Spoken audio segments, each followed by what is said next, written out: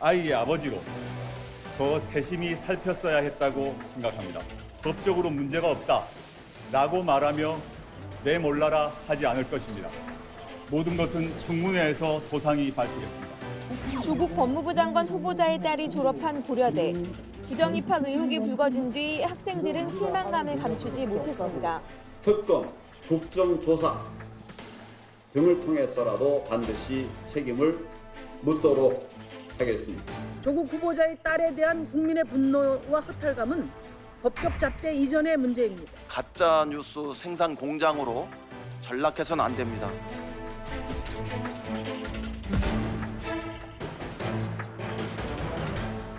오늘 뭐 짧은 시간에 다 말씀드릴 수는 없기 때문에 제가 그냥 핵심만 지금 몇 가지 짚어보도록 하겠습니다. 네네.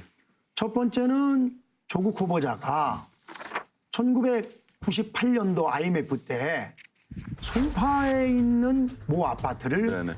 경매로다가 낙찰을 받아가지고 3억 3천만 원의 시세 차익을 받고 팔게 되고 또 이 집으로다가 딸을 위장 전입한 그런 그 곳이 바로 이 아파트입니다. 서민을 생각을 하고 또 2009년 저서에서도 IMF로 수많은 사람들이 집과 직장을 잃고 거리로 남았다. 이 사태를 예견하지 못한 관료학자들은 용서할 수 없다. 이런 이야기를 한 사람이 도대체 경매로다가 먹었다는 거는 저는 이해가 가지 않습니다. 그리고 이제 두 번째는 바로 맞춤형 황제 장학금 얘기인데요. 부산의학전문대학원에서 공부를 잘하고 가정 형편이 어려운 애들은 2005년도에 2명이 100만 원, 4명이 150만 원 일회 받고 그만뒀는데 조국 후보자 딸은 2006년도부터 3년 동안 6번에 걸쳐서 1,200만 원을 받았는데 잘 아시는 것처럼 공부는 못하고 가정이 부유한 학생이고 또 밝혀진 것처럼 서울대 환경대학원 다닐 때도 401만 원씩 2번 802만 원을 받았는데 이것도 역시 가정 형편이 어려운 학생에게 돌아간 것을 결국은 빼앗은 것밖에 안 된다고 저는 생각이 됩니다. 세 번째가 바로 그 황제 인턴 얘기인데요. 아시는 것처럼 고등학교 1학년 때 그 주요 학술지 논문의 제일 저자로다가 명제가 됐는데 제가 그 제목을 한번 읽어보겠습니다. 출산 전후 허혈성 저산소 뇌병증에서 혈관 내피 산화질소 합성 효소 유전자의 다용성이라는 제목의 영어 논문입니다. 저는 내용은 그만두고 이 제목이 뭔지 대한민국 고등학생 중에서 맞히는 사람이 단 한 명도 없을 것입니다, 아마. 그리고 또 더군다나 이게 2006년 7월에 시작해서 2007년 6월 말에 쉽게 얘기하면 논문이 다 종료가 됐는데 인턴을 한 거는 2007년 7월 23일서부터 2주 동안 했거든요. 네네. 이미 전에 다 완결된 그런 연구 논문에 어떻게 제일 저자로 됐냐? 이건 도저히 납득이 안 가는 일이고요. 스카이캐슬에 보면 김주영 그 입시 코디네이터가 나오는데 1년에 2명을 이제 받아가지고 원하는 대학에 보내주는데 수십억 원씩 한 사람한테 받고 보내주거든요. 이 조국 후보자는 정말 그 따님을 이런 한 푼 안 들이고 본인이 직접 코디를 해가지고요. 한영외고, 고려대, 그리고 서울대 환경대학원, 부산대 의학전문대학원을 필기시험 한번 치르지 않고서 4군데를 다 합격을 시켰습니다. 정말 이것은 스카이캐슬 제작진도 울고 갈 일이고 다음에 스카이캐슬 2를 만들면은 아마 조국 후보자 가족을 모델로 하면은 저는 대박 날 것이라고 생각을 합니다. 좀 바쁘시겠는데요. 너무 많이 말씀을 하셔가지고. 네. 다 옹호할 생각이 없어요. 그러나 분명한 것은 네. 팩트 체크를 해서 네네. 가짜 뉴스는 가려내야겠다 이런 생각이 들고 제가 그래서 몇몇 동네 학부모들한테 물어봤어요. 그랬더니 불법은 아닐지라도 뭐 입학 부정, 입시 부정까지는 아닐지라도 내가 조국 부모처럼 그 딸 부모처럼 내가 우리 아이한테 좀 미안한 감이 들더라. 이런 생각은 대한민국 모든 학부모한테 있는 것은 사실인 것 같아요. 자, 그런데 분명한 것은 네. 본인의 직접적인 문제 제기는 자유한국당이든 아니면 보수 언론이든 제기를 덜 하고 있어요. 심지어 지금 황교안 대표 같은 경우는 법무부 장관을 조국을 앉힌 것 자체가 모독이다. 뭐 이렇게까지 지금 얘기하고 있는데 본인 스스로 지금 본인을 소환했어요. 그래서 제가 비교를 해봤습니다. 청와대에서 인사배제 7대 기준이라는 게 있습니다. 병역 기피. 조국 후보자는 속사장계로 맞췄죠, 병역을. 황교안 단마진으로 병역 기피 의혹이 있어요. 그래서 황교안 같은 경우도 법무부 장관이 될 때 굉장히 문제가 됐었어요. 그리고 세금 탈루, 조국 후보자에게 특별한 문제가 없어요. 불법 재산 증식, 이 부분은 황교안 전 법무부 장관 같은 경우는 한 달에 1억, 16개월 동안 16억을 벌었어요. 그래서 그때도 상당히 문제가 됐습니다. 근데 조국 후보가 지금 재산이 많은 건 사실이지만 불법적으로 재산을 증식했다 하는 의혹은 없어요, 지금. 그리고 위장 전입 부분은 이것은 2005년 7월 이후에는 문제 삼지 않겠다, 정부에서 했는데 그 이전이고, 그리고 한 달 정도 있었다는 거죠. 그리고 연구 부정, 조국 교수에 대해서 논문 표절이 있었다 어쨌든 이런 극우단체, 보수단체에서 문제 제기를 했는데 서울대에서 문제 없는 걸로 클리어하게 정리가 됐어요. 성범죄, 음주운전 뭐 없습니다.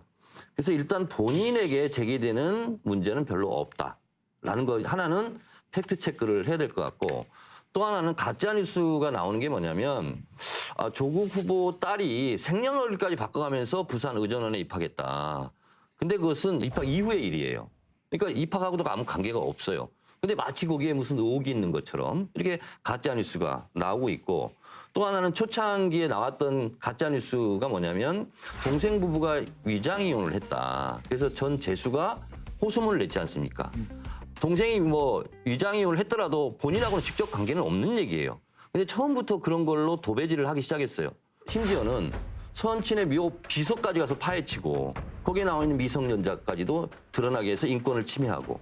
그래서 저는 넘쳐나는 가짜 뉴스 이 부분에 대해서 조국 신상털기, 조국 개인뿐만 아니라 그 아무 죄 없는 그 가족들까지 너무 고통을 받고 있다. 그래서 아무리 정치적인 공격도 중요하지만 지켜야 될 선은 좀 넘지 말았으면 좋겠다는 생각이 들어요. 거기에 대해서 좀 드릴 말씀이 있는데 네. 본인은 비리가 없지 않냐 이렇게 말씀하셨는데, 이해창 대통령은 본인 비리가 아니고 본인은 군대 잘 갔다 왔는데도 아들이 군대 안 갔다고 대통령이 떨어졌습니다. 그리고 박근혜 대통령은 자기 딸도 아니고 정유라라는 어떻게 보면 가까운 지인의 딸이죠. 측근의 딸이 부정 입학했다고 대통령 자리에서 내려오신 거예요. 이게 우리나라 국민의 정서라는 말씀을 드리고 싶습니다. 조국 후보자가 앞으로 더 검증을 해봐야 되지만 지금 본인에 관한 비리가 없다라고 말씀하셨는데, 설사 그게 사실이라 하더라도 본인과 굉장히 관련된 가까운 사람들의 도무지 납득할 수 없는, 국민 정서가 용납할 수 없는 일들이 나오면 왜 그분들에게 들이댔던 잣대를 여긴 들이대지 말라는 건지 난 그게 이해가 안 되고, 지금 보면 딸 논문에 관해서 지금 우리 김학용 의원님이 문제를 제시해 주셨는데, 제가 논문 써는 직업을 하다가 정말 논문 쓰는 게 너무 힘들어서 제가 직업을 옮겨서 국회로 온 사람이에요. 논문이 무지하게 어렵습니다. 정말 밤에 잠도 안 와요. 그렇게 고생하면서 해도 학술지에 등재되는 일저자 되는 것은 하늘의 별따기입니다. 근데 기가 막힌 거는 이게요, 273번의 PCR 그 실험을 해야 됩니다. 왜냐하면 유전자를 정상인 아이와 그다음에 허혈성 뇌병증을 가진 환우의 혈액을 샘플을 채취해가지고 이거를 수없이 유전자 검사를 하는 전기 기동 방식을 해가지고 한 거거든요. 실험이라는 게 사람의 생각대로 안 굴러갑니다. 잘못 가고 예측하지 않은 결과가 나왔을 때 이게 왜 이런 일이 나왔는지 고도의 전문성을 가지고 판단하고 분석해서 새로운 실험 방법을 또 연구진들에게 제안해주고 이걸 끌고 가는 리더의 역할을 하는 사람이 일저자예요. 근데 일저자를 고등학교 1학년이 그것도 외고에서 문과생이 의학 지식이 전혀 없고 교육을 받은 적이 없는 사람이 했다면 세계가 뒤집어질 천재 소녀입니다. 의학 천재죠. 근데 그 천재 소녀가 부산대학 의학전문원에 가가지고는 유급을 계속해요. 낙제가 보니까 한 과목에 F를 3번이나 받았어요. 한꺼번에. 상식적으로 납득이 안 되기 때문에 사람들이 문제 제기하는 거예요. 그리고 그 사람을 일저자로 올려준 그 장영표 교수라는 분이 뭐라고 인터뷰했는지 제가 읽어드릴게요. 지식이 충분했다고 말하기에 지나친 측면이 있고 제1저자 등재가 적절하다고 나도 생각하지 않는다. 그런데 외국 대학에 간다고 해서 그렇게 해줬다. 이게 국민 정서에 받아들여질지 시청자들에게 물어보시죠. 자, 그러니까 제가 봤을 때 지금 이제 또 가짜 뉴스가 있는 게 뭐냐면, 저는 주로 가짜 뉴스에 대해서 얘기를 할게요. 우리가 제기 안 했는데도 막 들고 나오고 외고, 가짜 뉴스. 그다음에 대학 또 의전원까지 필기 시험을 안 봤다. 그렇게 이제 이럴 수가 있느냐? 근데 제가 전직이 입시 전문가예요. 그런데 지금 대한민국 입시 제도가 잘 됐든 잘못됐든 어쨌든 수능 시험으로 정시에 가는 건 30%밖에 안 됩니다. 그리고 학생생활기록부 등 종합평가로 수시 모집으로 70%가 가요. 그래서 사실 수능 시험이 70%한테는 그다지 필요가 없는 거예요. 많은 학생들도 필기시험을 안 보고 대학을 갑니다.